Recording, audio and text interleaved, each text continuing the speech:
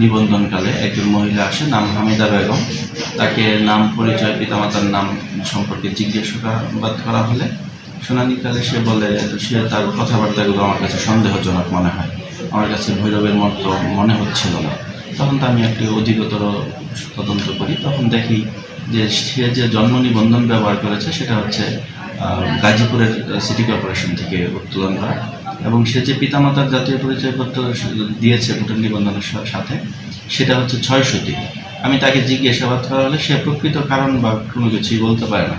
তখন তাকে আমি আটক করি অফিসে এবং তাকে বলি যে ভৈরবে আপনার পরিচিত কে আছে, এমন কাউকে নিয়ে আসেন। সে আনতে পারে না, দীর্ঘক্ষণ সময় অফিসে বসিয়ে রাখি।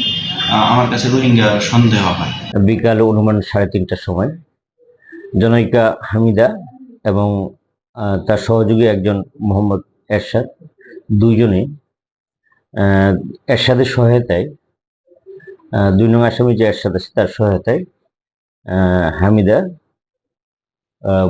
ভোটার কার্ড অর্থাৎ জাতীয় এনআইডি কার্ড সংগ্রহের জন্য ভৈরব উপজেলা নির্বাচন অফিসে যায়। ওখানে কাগজপত্র সাবমিট করার সময়